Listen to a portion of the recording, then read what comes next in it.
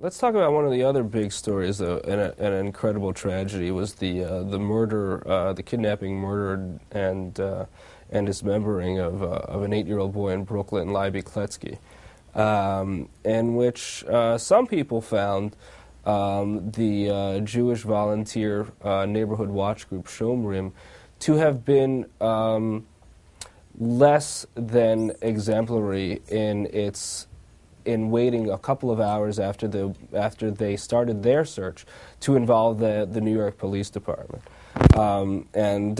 Shortly after that incident, you wrote a post headlined, "After Kletzky, NYPD budget should be cut, Shomrim funds increased." Okay.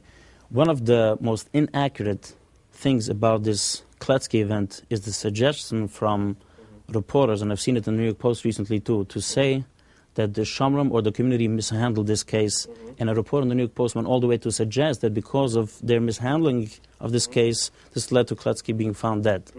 I think it's arrogant to suggest that an organization who sprung into action because they have the time, the volunteers, and the means to do it earlier than the New York Police Department would ever do, I think it's defaming, to say the least, that they have led or have mishandled this case. The fact of the matter again is, if you go into the police department now, tell them a 10-year-old, give me a second, 10-year-old is missing, they will not move so fast. And I think the only reason why the NYPD got a lot of forces out on the street that night is because the community went out in a strong force to support. And then again, how did we find the infamous footage of Kletzky meeting up this Leviathan?